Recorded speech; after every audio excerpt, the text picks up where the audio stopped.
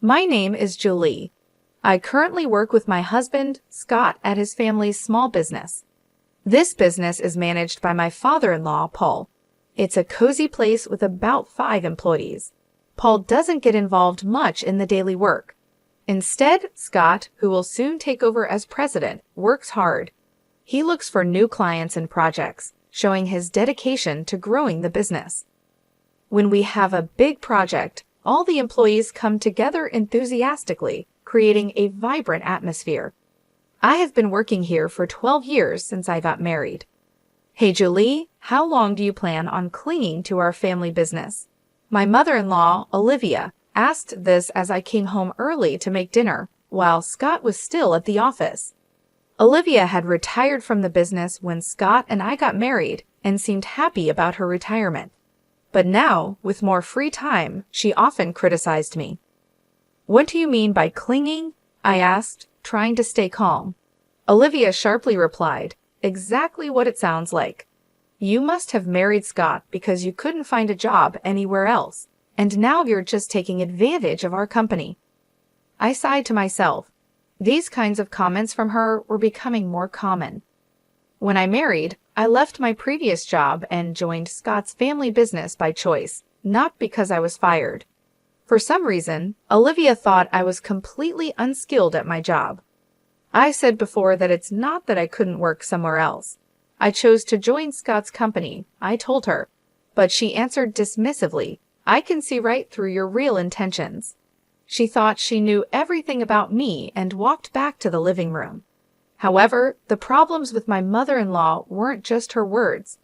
She had quit her job promising to look after the house, but she never helped out. My father-in-law often asked her to do some chores since she was home all day, but she stubbornly refused, saying, I've worked all my life, now it's the daughter-in-law's turn to do the housework. As a result, I usually ended up making dinner. Olivia seemed to make and eat her own lunch as she liked, but she never cleaned up afterward. Each day, as I returned for my errands, the sight of piled-up plates and utensils greeted me, stirring a mix of frustration and resignation within me. Gathering my courage, I decided to address this domestic issue one sunny afternoon. Olivia, I began hesitantly, trying to sound as diplomatic as possible. I've noticed the dishes often get left in the sink. It would be really helpful if you could tidy up after your meals. It's just a small request, but it would mean a lot to me. To my dismay, Olivia's response was far from understanding. Her eyes flashed with anger as she snapped, Are you trying to give me orders in my own house? You're just a daughter-in-law. How dare you dictate what I should do? Her sharp and unyielding words reminded me of the delicate balance in our family dynamics. I wish Helen were here instead of you, Olivia continued, her voice laced with a mix of longing and bitterness. Helen, Scott's younger sister and my sister-in-law, was a spirited and ambitious woman. Our encounters had been limited to brief formal meetings, and she was notably absent from our wedding, having canceled at the last minute. I later learned from Scott that she had overindulged with friends the night before and was nursing a hangover, unable to attend. Despite this, Helen pursued her dreams fiercely, relocating to Jersey after her college graduation to dive into the bustling world of fashion design. In an attempt to change the subject, I mentioned Helen's hard work and dedication. Helen's really making a name for herself in Jersey, working hard in her field, I said, hoping to ease the tension. However, Olivia's views on Jersey were negative. Jersey, that cold, impersonal city. It's no place for someone as warm-hearted as Helen. And you're from Jersey too, aren't you? Now it all makes sense. You're always so distant towards me. Caught in this tiring conversation, I realized that if I didn't start preparing dinner soon, we'd be eating much later than usual. While dealing with my own frustrations, I managed to stay calm. Mom, let's continue this conversation later. I need to focus on getting dinner ready, or we'll be eating quite late tonight. With some reluctance, Olivia finally went back to the living room, leaving me alone with my thoughts and the noise of the cooking utensils. Paul and Scott were both aware of Olivia's mistreatment towards me as a daughter-in-law and tried to intervene whenever they saw it happening. However, their efforts seemed to have little effect. Each time they confronted the situation, their faces showed concern and frustration, showing their desire to create harmony in our family. Ironically, whenever Paul and Scott scolded Olivia for her behavior, she took out her anger on me, becoming even more hostile and sharp with her words.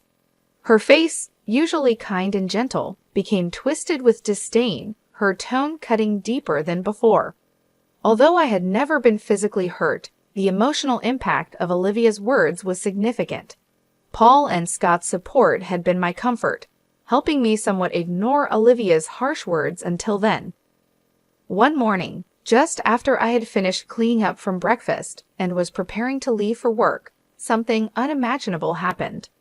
In the midst of the morning rush, as I was hurrying, Olivia suddenly exclaimed, "Oh my, what a mess!" And without warning, she poured a bucket of water over my handbag. I was stunned, a mix of shock and anger making me speechless. "What are you doing, Olivia?" I managed to ask, my voice trembling with disbelief. Olivia's response was dismissive, her tone like that of a mischievous child. "Oh, was that your stuff?" "I thought it was just a big piece of trash," she said dismissively, which made me even angrier. "Even if you thought it was trash, who pours water on it? What kind of thinking is that? Now the carpet is all wet. Why would you do something like this?" I was really upset as I quickly took the wet things out of my bag, including important work documents, and laid them on the table. Olivia looked calm and didn't seem sorry or worried about how upset I was. "Because you don't need to go to work anymore," she said coolly. I was shocked. In our living room, filled with morning light, I sat across from Olivia. Her face was colder and more determined than usual. It was as if she had made a decision that would change everything. "Excuse me," I said, confused and surprised. "You've been in this house for 12 years, but now I can finally get rid of you," she declared. Her words hurt me deeply, and her voice had a level of anger and determination I had never heard before. My mind spun and my heart ached. "Getting rid of me?" I asked, unable to believe what I was hearing. Her words made me feel like an outsider in this family. "Actually, my daughter is joining the company, so we need you to leave. Today's your last day. All you have to do is bow your head to your father-in-law and Scott, apologizing for all the trouble you've caused," she said with a mocking laugh. She was using my job to push me out.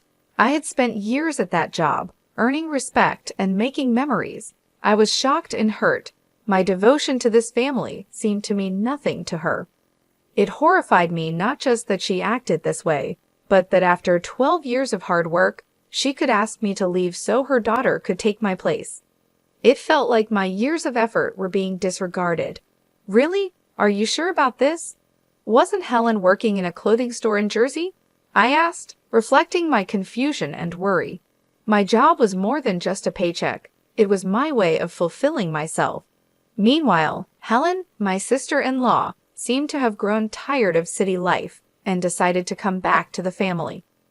She said she was tired of the unfriendly people in Jersey, so I told her if she came back home, I'd have a job ready for her. She agreed to return immediately. "Now that she's coming back, I want you out of this house," she told me. I couldn't believe her words. She was ready to turn my life upside down with just one decision, completely ignoring my role in the family and not even listening to me. She handed me an envelope, saying, "I've written your resignation letter," and just like that, she kicked me out. My heart broke. Everything I had built over the years seemed worthless, treated like just a piece of paper. Her actions deeply hurt our family bond. I walked to the company, just a quick 5-minute walk from my house. As I walked under the cool morning sky, each step was heavy with the weight of what was happening. When I told my father-in-law, Paul, and my husband, Scott, about what my mother-in-law had said, they were shocked but stayed calm. They suggested that maybe it was time for me to resign to show her the reality of the situation. This idea upset me deeply. I had worked hard in our family business for years and barely knew what a long vacation was like, aside from short breaks during Thanksgiving and the holiday season. Encouraged by Scott and Paul's kind words, "Why don't you spread your wings for a change?" I decided to go on a little trip. As I packed, I thought a lot about my life, my choices, and what was ahead. Meanwhile, my sister-in-law Helen, who was supposed to replace me at the company, shockingly didn't show up until 3:00 p.m. Her lack of responsibility disappointed Scott and Paul, who had been managing without me. Helen seemed not interested in learning the work despite their efforts to teach her. Hearing this made me worry about the future of our company, even as I looked forward to my trip. Leaving without seeing my mother-in-law, I quickly started my journey. During the trip, as I enjoyed the view from the train, I reflected on my life past, present, and future, and savored local seafood delicacies. I thought deeply about myself, my family, and our business. But on the 5 days of my trip, the peace was broken when Helen called me crying. "What's going on?" I asked. "Mom said it was an easy job, just sitting in a chair, but Scott and Dad are acting like I can't do anything right," she said. Her words, likely influenced by my mother-in-law, surprised me even as I was enjoying my break. I decided it was time to address the situation. "So, Helen, how good are you with computers?" I asked her. Hesitantly, she replied, "Well, I usually watch videos online, and I play games too." This question was to see if Helen could adjust to a new job. Having worked in a clothing store in Jersey for a while, her computer skills seemed basic. "Do you know how to use Word or Excel?" I asked. Helen looked confused, showing she wasn't familiar with these tools in a professional setting. Even in clothing stores, tasks like managing sales data in Excel or recording customer info in Word are common. Have you ever worked with image editing, video editing, or audio editing software? Do you have any experience with such tools? I asked. Helen, clearly puzzled, replied, "What's all that?" This question aimed to dig deeper into her technical skills to better understand her capabilities.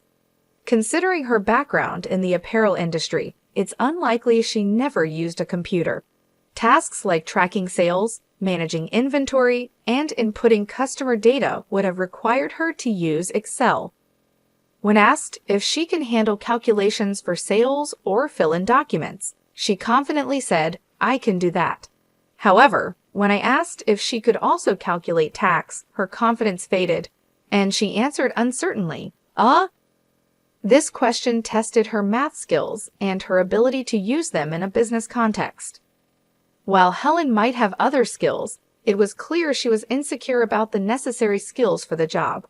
Her discomfort seemed mainly due to her struggle with calculations, which could explain why she faced criticism from Paul and Scott. First and foremost, I needed to show my mother-in-law and those who tried to push me out that they were mistaken. "Since you're taking over my job," I began. I told Helen that she needed to handle the accounting tasks well and remember to be professional in her emails, because a casual tone that might be fine with friends doesn't work for business. She would also be in charge of scheduling the staff shifts. Even though our team is small, we carefully consider everyone's time off requests, so she shouldn't just think about what's convenient for her. As I listed these expectations, I could hear her sobbing on the other end of the phone. But I was told I wouldn't have to do anything. "Why are there so many tasks?" "I didn't come back home for this," she said, and then abruptly ended the call. Over the next 4 days, I decided to enjoy sightseeing in Jersey, the place Helen had left. My time there showed me that not everyone in Jersey is unfriendly actually. Finding someone as cold-hearted as my mother-in-law and Helen seemed rare. A week after I left my job, I returned to my in-laws' house. When I arrived, Olivia, looking very upset, confronted me angrily.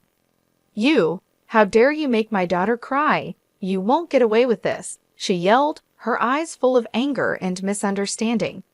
She tried to grab me, but Scott and Paul quickly stepped in to calm her down, though her anger didn't seem to lessen. Scott sighed deeply before saying, Helen is upset because she was scolded for trying to boss her employees around despite not being able to do the job right. It's not Julie's fault. Besides, Julie hasn't been here for a week, so she couldn't have upset Helen. Mom, you really need to stop these groundless accusations. But Olivia kept blaming me. It's because of her.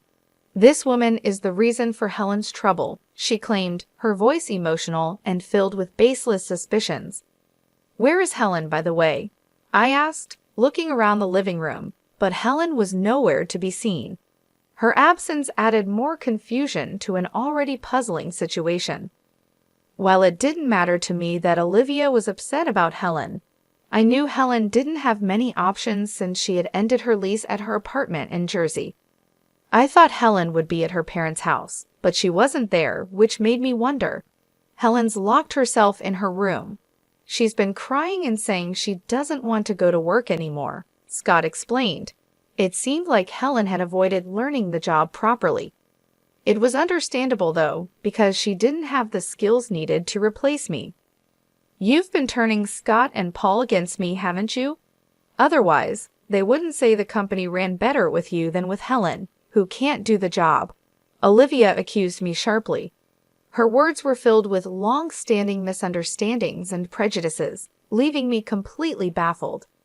She seemed to have always seen me as an opponent, her words reflecting years of wrong ideas. Scott let out a heavy sigh, his face showing his tiredness and frustration with the complicated emotions in our family. He had tried many times to clear up the misunderstandings among family members, but it didn't seem to work very well. Mom, I know it might sound odd coming from me, but Julie is truly exceptional at her work. She's certified in bookkeeping and her secretarial skills are top-notch.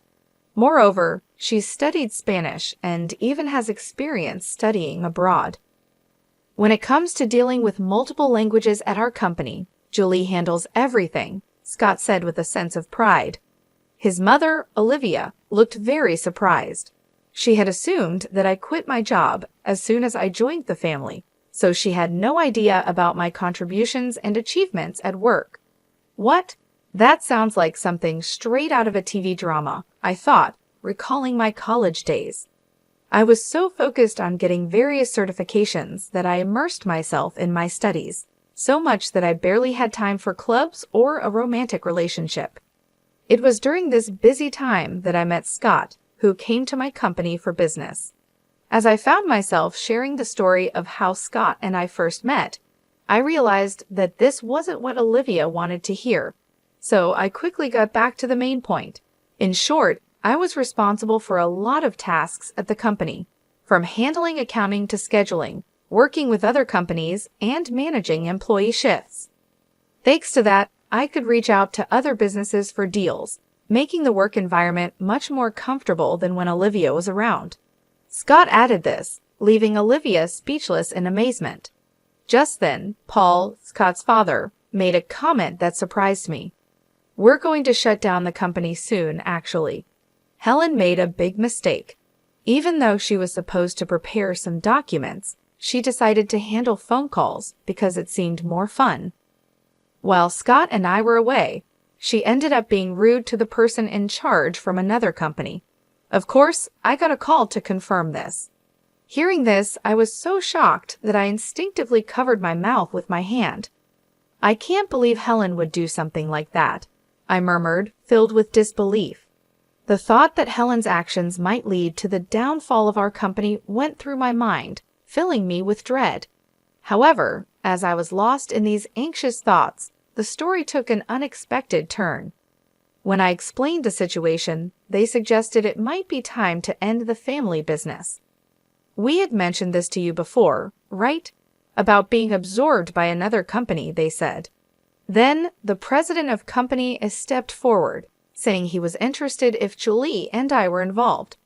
This was an unexpected but long-hoped-for development. Running a family business has its limits, and it's uncertain whether we could consistently attract stable customers.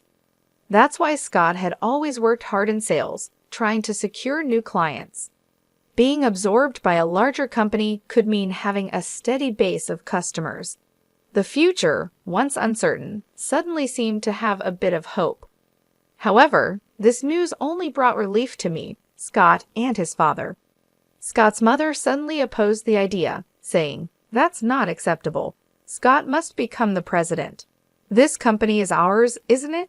I was surprised by this sudden change. It seemed that more than a stable future, Olivia was concerned about maintaining the prestige of being part of a company president's family. "And you're telling me he's not going to be the president anymore? Absolutely not acceptable," Olivia exclaimed passionately. This commotion caught the interest of Helen, who was upstairs in her room, leading her to come down to the living room to see what was happening. In response to the chaos started by Olivia, Paul spoke up calmly but firmly, "I am divorcing you, so either way, you will no longer be part of this executive family. Not only have you not changed your attitude towards my son's wife, but you also neglect household chores. To top it off, you spend your days out with young men instead of being home. I have no intention of supporting such a wife any longer." This was news to both me and Scott. We were so shocked that we could only stare at Paul with wide eyes. It seemed he had planned to discuss divorce from the beginning, as he took out divorce papers and a photo of Olivia with a young man from the living room shelf, placing them on the table. "If you sign the divorce papers now and leave with your belongings, I won't ask for alimony. I know getting any money from you would be pointless anyway," Paul said. "So unfair. How can you say that? Haven't I been devoted to this house all these years?" Olivia protested. "Devoted to this house? Have you done any real housework in the last 12 years? Does spending someone else's money on young men count as devotion to the house?" Paul countered. It was the first time we saw him this angry. Seeing this, Helen, who had come down to the living room, was visibly shaking from shock. "Helen, you're part of this too. You came back home because you couldn't make it in Jersey, and now you can't find a job, but still act superior. In the end, you stopped working entirely. Who did you inherit this escapism from? It's time for you to leave this house too," he continued. Next, we saw Helen's shock and resistance. She believed she was an important member of the family, but the reality was different. "Wait a minute, Dad. Mom might be a lost cause, but I'm your precious daughter, right?" she said. The family conflict deepened as Helen tried to assert her place, revealing her betrayal towards her mother. "Helen, are you betraying me now?" Olivia exclaimed, feeling betrayed by her daughter at the last moment. However, as the two started to argue loudly, Paul sternly silenced them with a shout. "If I just kick you out, it'll cause trouble for everyone, so I've asked an acquaintance to take you in. They'll be here soon to pick you up. Get your minimum belongings ready." Left with no choice, Olivia and Helen began packing their belongings. Then, an acquaintance of Paul arrived to take Olivia and Helen away. The person who came to pick them up was running a factory with dormitories, and it seemed they would be working there. Meanwhile, Scott, Paul, and I talked to the employees about the company being absorbed and prepared for the busy days ahead for our future. Finally, I found out I was pregnant. When I told the president of Company A, he was delighted and promised to send someone to replace me, which was a huge relief. Currently, Scott and Paul are working even harder for the